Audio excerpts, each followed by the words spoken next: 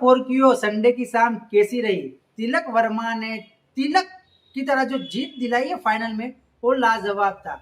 ऐसा सुनने में आ रहा है कि मोहसिन नकवी एसीसी चेयरमैन जो ट्रॉफी लेके भग गए, और पाकिस्तानियों में इसी बात की खुशी है कि भाई इंडिया ने तो ट्रॉफी जीती नहीं, ट्रॉफी तो हमारे चेयरमैन साहब साथ में लेके आए।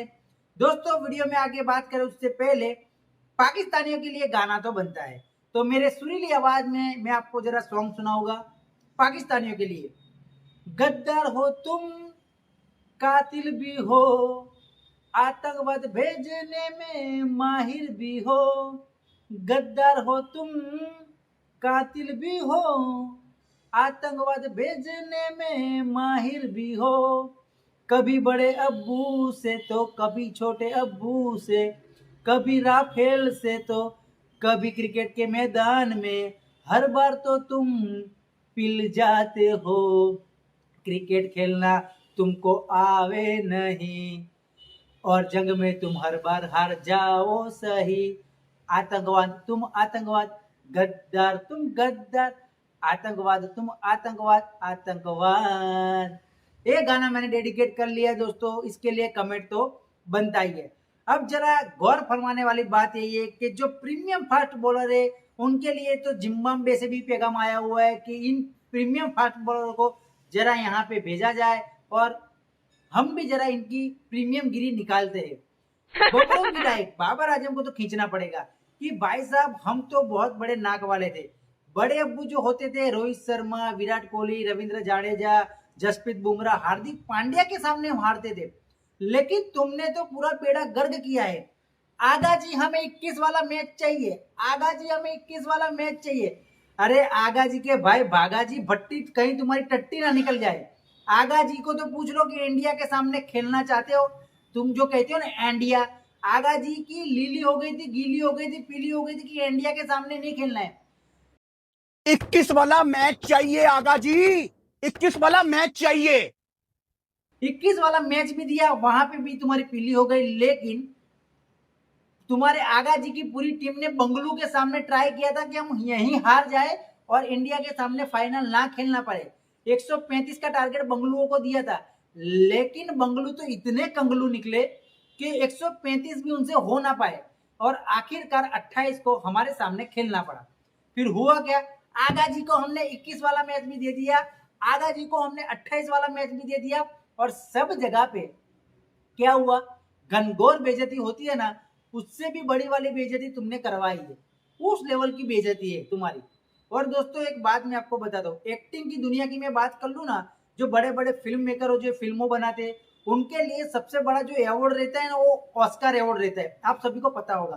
तो यहाँ पे क्या था, ये जो अवार्ड है ना ऑस्कर, वो पाकिस्तानियों को मिलना चाहिए, उनके यूट्यूबरों को मिलना चाहिए, उनके सोशल मीडिया लिस्ट को मिलना चाहिए, उनके फैंस को मिलना चाहिए, उनके जो पूर्व क्रिकेटर है जो मैच शुरू होने से पहले न्यूज चैनल में बड़ी बड़ी डिंगे हाँकते हैं ना, उनको मिलना चाहिए। ऐसा क्यों है बताता हूँ। पाकिस्तानियों हारने के बाद तो ऐसा रिएक्शन देते हैं, ऐसी एक्टिंग करते हैं ना, मानो कि वो पहली बार हार रहे हो। भाई हारना तो तुम्हारा रोज का काम है, हाँ कभी कभार 10-15 साल में एक आध बार जीत जाओ, फिर जश्न मना लो ना, तो समझ में भी आता है। हार तो तुम रोज ही रहे हो, तो वो एक्टिंग का अवार्ड जो ऑस्कर का है ना, इन लोग को तो मिलना ही चाहिए।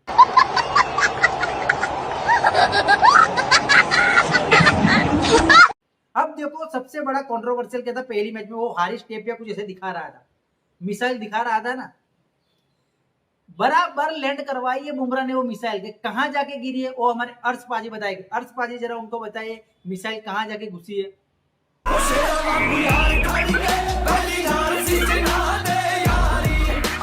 एक बार में ये लोग नहीं समझते, अर्श पाजी दूसरी बार बताइए।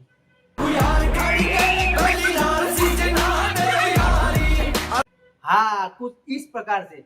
अब देखो अर्श पाजी भी है ना, कुछ शानदार कैरेक्टर है, वो कहते हैं ना जानदार, शानदार, असरदार, सरदार, सल्यूट बनता है। बॉलर भी लाजवाब है, 100 विकेट भी ले लिए। तो यहाँ पे है ना हारिस टेपिया को तो इतना पहले वो बड़े अब्बू कोहली साहब ने इतना पीटा था, फिर यहाँ पे भी 50 रन खा लिए। इसमें भी पाकिस्तानियों के लिए खुशी की लहर है कि भाई हारिस टेपिया ने 50 रन खाए, पर इन बेवकूफों को, इन छपड़गंजियों को कौन बताए कि भाई 50 रन बल्ले से मारना और 50 रन बॉलर को पीटना वो दोनों अलग अलग बात होती है। आपको उस बारे में कुछ पता है कि नहीं है? तो अब मुझे नहीं लगता कि हारिस टेपिया ज्यादा कुछ बोल पाएगा, क्योंकि बहुत ही ज्यादा पीट पिटा लिए गए हैं। अब यहाँ पे प्रीमियम फास्ट बॉलर जितने भी है ना, उनके आगे से प्रीमियम तो निकल गया। मुझे तो ऐसा लगता है प्रीमियम पाकिस्तान में सिर्फ एक ही है, प्रीमियम टी, वो भी चाय कैसी रही पता है ना। बाकी देखा जाए ना तो सभी ने बहुत अच्छा खेल दिखाया हमारे इंडिया की तरफ से। लेकिन एक बात है, एक और प्लेयर बहुत ही उछल रहा था विकेट लेने के बाद, फहीम अशरफ ऐसे कर रहा था, गोल्डन बॉय हार्दिक पांड्या ना इंजर की वजह से बाहर थे, फिर भी मैच खत्म होने के बाद सड़िया लेके अंदर घुसने वाले थे। उससे पहले ये इतना भगे कि जैसे उनका पजामा गीला हो गया हो, उस लेवल का भग के चले गए वो स्टेडियम के अंदर। और यहाँ पे देखा जाए ना, आगा जी हो गए, भागा जी, पूरी टीम हो गई है भागा जी। अब मैं ये बात कहना चाहता हूँ कि भाई 21 वाला भी दिया, 28 वाला भी दिया, और दोनों कहाँ दिया आप सभी को पता चल गया। अब कौन चाहिए? अब तो बहुत लंबे अरसे तक मैच होने वाली है नहीं, तो अब करोगे क्या? मैं तो बोलता हूँ लूडो खेल लो, लूडो खेल लो। लूडो खेलने के बाद जो जीत जाए ना, तो आपके घर में राशन पहुंच जाएगा।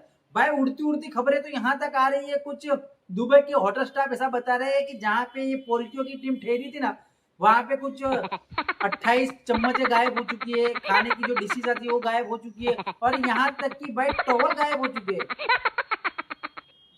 भाई कहाँ का है ये चीजें? एक लास्ट प्रेजेंटेशन में वो आगा जी ने चेक फेंका था पता है ना, आगा जी जब वो चेक फेंक दिए थे, फिर वो जाके प्रेजेंटेशन किए थे ना, उनको उनके ड्रेसिंग रूम में कूट दिए गए थे। बाकी सब खिलाड़ियों ने बोला भाई यहाँ पे ऐसे भी कंगाली में आटा गीला है, तुम चेक फेंक के आ गए हो। इस लेवल की बेइज्जती हर जगह पे हो रही है, फिर भी न जाने क्यों इतना उछल रहे हैं।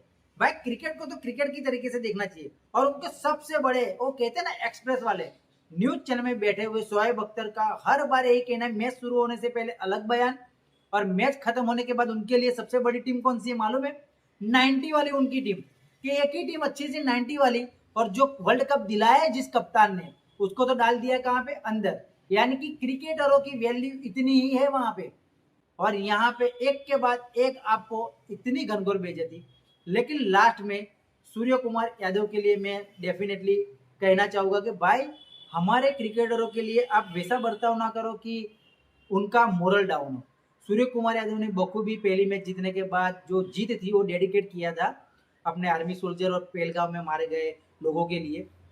कुछ लोगों को अच्छा नहीं लगा था, लेकिन देखा जाए तो क्रिकेटर का जो जॉब रहता है वो पूरा अलग रहता है। अगर आपको सीधा भी कटाक्ष करना है तो क्रिकेटरों के ऊपर जो आयोजन में बैठे हुए हैं उनके ऊपर कटाक्ष कर सकते हो कि आप क्रिकेट मत खिलवाओ, तो लोग देखेंगे भी नहीं, बाइकआउट सीधे तौर पे हो जाएगा।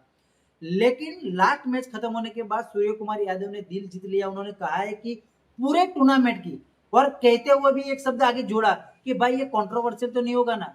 फिर उन्होंने कहा कि भाई मेरी पूरे टूर्नामेंट की जो फीस है वो हमारे आर्म फोर्स को जाएगी, उसके साथ साथ पहलगाम अटैक जो हुआ है 26 परिवार के जो लोग मारे गए उनके लिए ये मैं फीस दे रहा हूँ पूरे टूर्नामेंट की।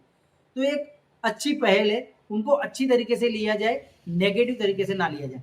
अभिषेक शर्मा ने तो आपको पता ही है प्रीमियम फास्ट बॉलर की क्या हालत की थी, इतने छक्के छुड़ाए थे, और इतने छक्के छुड़ाए थे ना कि पाकिस्तानी टीम पूरा ऐसे तैयारी करके आएगी कि शर्मा जी की विकेट हमको लेनी है। लेकिन क्या पढ़े लिखे नहीं है ना, शर्मा जी के स्पेलिंग और वर्मा जी के स्पेलिंग में फर्क है।